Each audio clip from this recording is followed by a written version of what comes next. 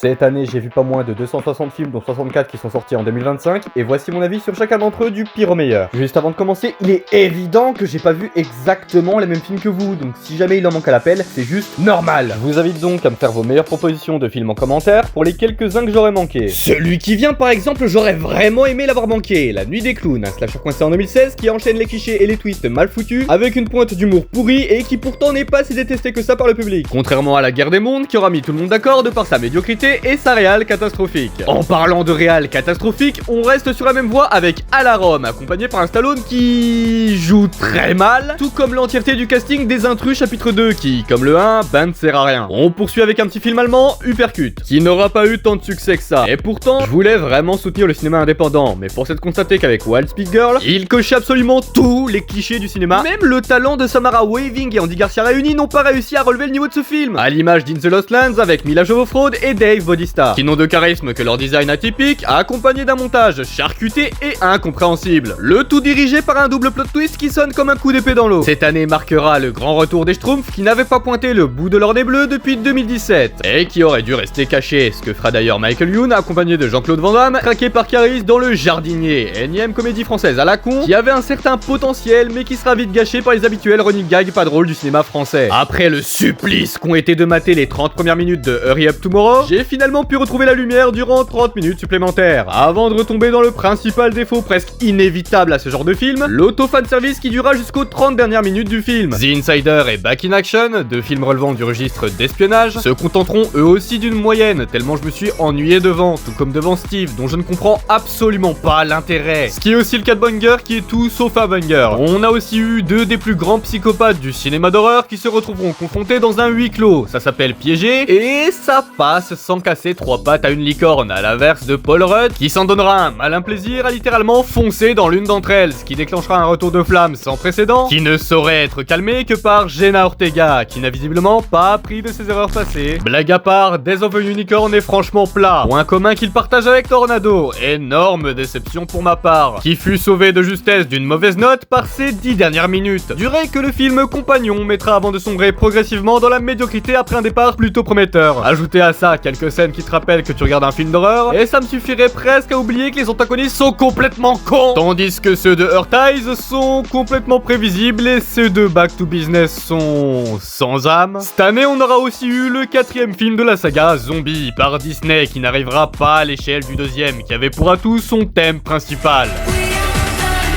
Mantis, film spin-off de l'univers Kill Boxoon, qui est donc logiquement pas réalisé par la même personne, forcément on en ressort indifférent. On a également pu assister à un événement pour le moins peu commun, Matt Smith en punk, c'est tout ce que j'ai retenu de Pris au piège. Un joyeux bordel qui aura eu raison de moi grâce à sa fin. Décidément, y'a que ça de vrai. Marche ou crève, adaptation du célèbre roman de Stephen King, n'est pas si impactant que ça, chaque mort étant pas si marquant, problème majeur des films de ce genre qui n'ont pas fait mieux depuis Battle Royale. Ça fait déjà un quart de siècle, et c'est assez chaud comme constat. Grande surprise de l'année, Odessa est peut-être le premier film que j'ai vu qui a réellement compris le concept d'intégration sociétale. Le tout par le moyen d'une comédie musicale. Double prise de risque donc, et ça force le respect. Sam Wilson brandit enfin officiellement le bouclier de son mentor sur le grand écran après 6 ans d'attente. C'est pas trop tôt, je dirais même que c'est un peu tard.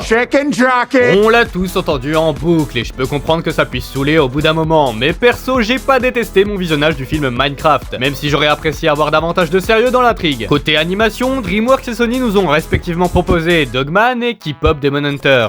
L'un étant une sorte de parodie animalier de Robocop, tandis que l'autre c'est Lolly Rock mais en moins bien. Non mais sérieux, c'est ça pour vous le meilleur film de Sony? Les 4 Fantastiques s'offrent leur 3e reboot en moins de 20 ans. Pour pas grand chose d'intéressant si ce n'est Galactus qui ressemble enfin à quelque chose d'autre qu'à un nuage. Adaptation d'une trilogie de vidéos génialissime en long métrage, Mac Walter est pour moi la seconde déception de l'année après Tornado. Pour la suite, donner plus de temps d'écran à Vincent Tirel et à Marlène Henberg, qui ont eu un caméo beaucoup trop court à mon goût. On retourne du côté du cinéma allemand avec Le Tueur au calendrier, un thriller à twist d'utilité publique sur l'importance de la présence des violences conjugales en société. En 2023, je me demandais ce que l'avenir de la franchise FNAF nous réservait au cinéma. 2 ans plus tard, malgré l'aura farming de Michael qui pop de nulle part, ma question n'a toujours pas trouvé de réponse. Et étant donné qu'ils nous ont laissé sur un cliffhanger de merde, précédé par une mise en contexte bancale, appuyé par du remplissage inutile, nous faisant malheureusement comprendre d'attendre patiemment 2027 pour FNAF 3. Ich bin so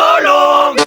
Toujours du côté des jeux vidéo, on a eu aussi l'adaptation d'Until Dawn en live action, qui rend hommage aux différents types d'horreur qui peuvent exister au cinéma, et c'est tout à son honneur. Le crossover tant attendu entre Cobra Kai et Karate Kid Legend, n'est pas si légendaire que l'annonce le titre, même si encore une fois, l'affrontement final m'a bien secoué comme il faut. On retourne encore une fois du côté de l'horreur avec Together, qui aurait pu tendre vers du gore facile, mais qui accueillera finalement son concept morbide avec philosophie. Je suis encore sous le choc après avoir vu Résurrection, du bon vieux cinéma expérimental des familles comme on les aime. Netflix a sorti son blockbuster de l'année, ça s'appelle The Electric State, et contrairement à tout le monde, ben j'ai bien aimé perso. Orelsan s'en sortira mieux que The Weeknd pour son film Yoroi, merveilleux métrage de fantasy dans lequel il combat des yokai, et c'est vachement bien foutu. En plus de posséder, et j'assume complètement ce que je vais dire, les meilleures chorégraphies de combat de cette année, tout film confondu. On change légèrement de registre avec la seconde adaptation de Dora en live action, bien plus accurate et digeste que la première, et c'est toujours un plaisir pour moi de retrouver Robert Pattinson dans Mickey 17. Par contre, j'ai pas vu les 16 précédents, et je vois pas en quoi ce film a un rapport avec Disney. On fait un petit tour du côté du cinéma sud-coréen avec The Match. Si on me disait que j'allais être happé par une histoire de pion sur un plateau, j'y aurais jamais cru. En dehors de Dogman, DreamWorks aura produit un autre film, qui est une suite, à savoir Bad Guy 2, qui pour moi est un chouïa meilleur que le premier, et encore heureux. Et contrairement à ce que vous auriez pu penser en voyant la miniature, non, Sinners n'est pas mon film préféré de l'année, mais il n'en est pas moins efficace dans ses images et dans son histoire. Cependant, j'aurais apprécié qu'il s'étale moins sur des détails futiles au détriment du récit. Changement de décor avec K.O., pur produit d'action signé Netflix que je pensais être de passage mais qui au final s'avéra très percutant. Dans le même style, on a Ravage avec en tête d'affiche Tom Hardy qui porte le film sur ses épaules avec une justesse toujours aussi bonne. DC revient enfin au cinéma avec leur 4e ou 5e reboot de Superman par James Gunn. Et disons que c'était déjà un peu mieux que Man of Steel, même si ça n'est pas aussi révolutionnaire que ça. Retour du côté des adaptations de jeux vidéo avec Exit 8, la version mortelle du jeu de cette différence auquel je n'ai jamais joué. Mais heureusement, j'avais vu le let's play de Lopok en amont. You prepare to the one about time.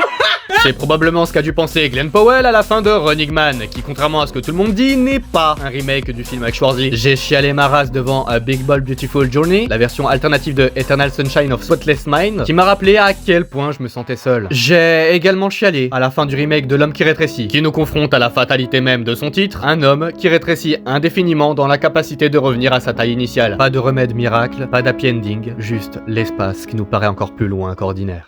Conclusion d'une trilogie de films Netflix français, Balle perdue 3 est une véritable réussite qui achève à merveille l'histoire de Lino, joué par l'excellent Alban Lenoir. Autre conclusion d'une autre trilogie avec un peu plus de budget et de l'autre côté de l'Atlantique, Avatar 3 de Feu et de Cendres, s'imposant comme un meilleur film qu'Avatar 2, mais qui n'est toujours pas le film Avatar que j'attendais, malgré la prestance de Varang et la capture temporaire de Jake. Ben, j'ai eu l'impression qu'à la fin du film on n'avait pas beaucoup avancé. Sentiment que j'ai eu en regardant Reflet dans un diamant mort, véritable déclaration d'amour au cinéma, brouillant de plusieurs dizaines d'idées créatives qui te feront oublier qu'il ne s'est presque rien passé durant le film. Et ça, c'est fort. On arrive au top 10 avec le second film Marvel de l'année, Thunderbolt.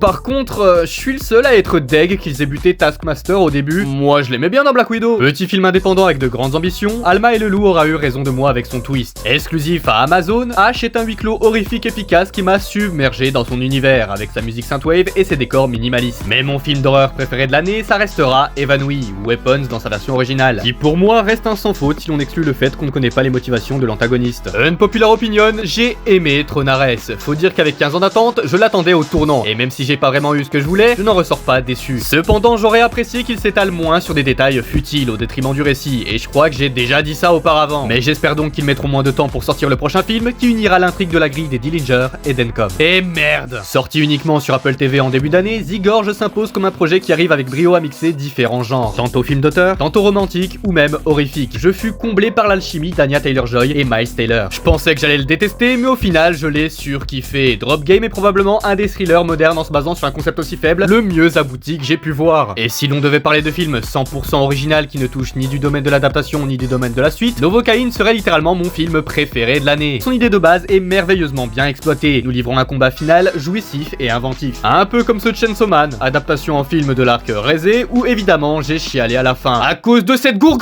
pute. Et en numéro 1, Insaisissable 3, eh ouais, il était même pas sur la miniature, vous l'avez pas vu venir celle-là. J'étais au premier abord dubitativement sceptique lorsque j'ai vu qu'il y allait avoir 3 nouveaux jeunes cavaliers qui étaient censés renouveler la formule avec un passage de flambeau entre ancienne et nouvelle génération. Quelle fut ma surprise quand j'ai découvert qu'il n'en était rien. Et Charlie, bordel, Charlie, mais quel mastermind. On vient pas chercher Charlie, c'est Charlie qui nous cherche.